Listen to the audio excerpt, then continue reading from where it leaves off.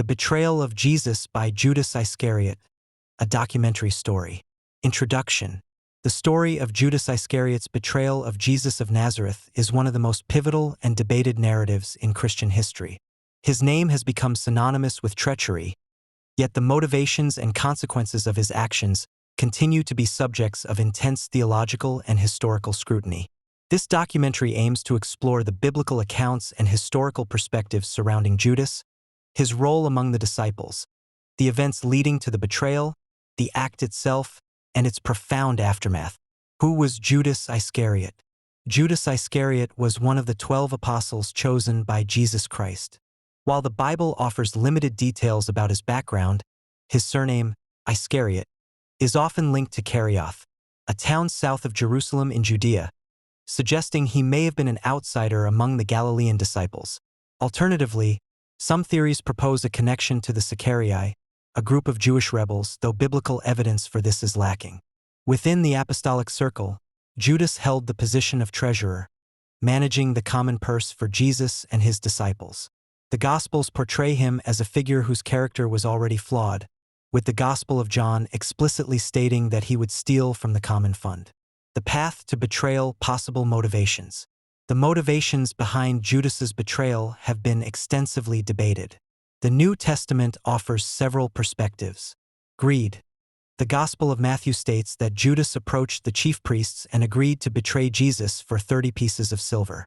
The Gospel of John also highlights his love of money, noting his habit of stealing from the common purse. Satanic influence.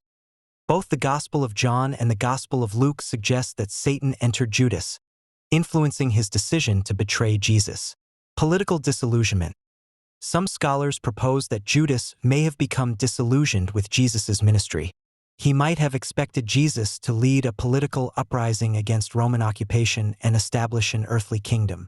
When Jesus showed no such inclination, Judas might have sought to force his hand or, conversely, prevent a larger, potentially disastrous rebellion by handing Jesus over to the authorities. Divine plan. Another perspective, particularly highlighted in the Gnostic Gospel of Judas, a non-canonical text, suggests that Judas's actions were part of a divine plan, with Jesus himself instructing Judas to betray him to fulfill his destiny. However, this text is considered heretical by mainstream Christianity and lacks historical reliability due to its late dating. The act of betrayal. The betrayal culminated in the Garden of Gethsemane. After the Last Supper, where Jesus predicted his betrayal, Judas led a contingent of temple guards and Roman soldiers to the garden.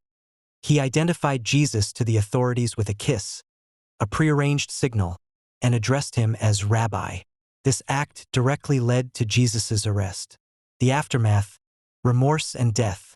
The immediate aftermath of the betrayal saw Judas consumed by remorse. According to the Gospel of Matthew, he regretted his actions, attempted to return the 30 pieces of silver to the chief priests, and confessed, "I have sinned by betraying innocent blood."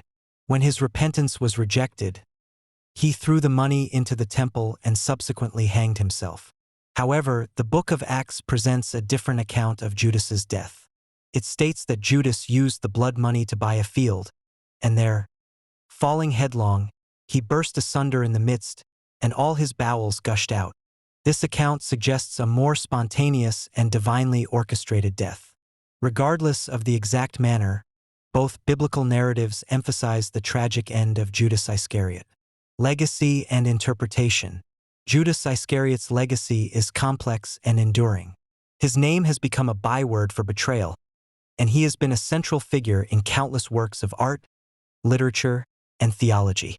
Historically, the portrayal of Judas has unfortunately been linked to anti-Semitic stereotypes, particularly in the Middle Ages, where he was sometimes used to symbolize Jewish treachery. In modern times, there have been efforts to reevaluate Judas's role, with some scholars arguing that his actions were exaggerated or misinterpreted by early Christian leaders.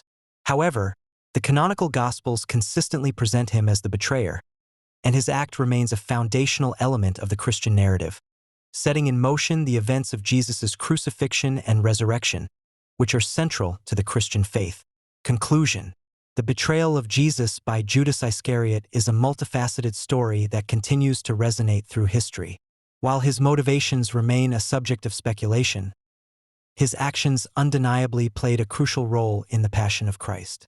The narrative serves as a powerful reminder of human fallibility, the complexities of faith, and the profound consequences of choices.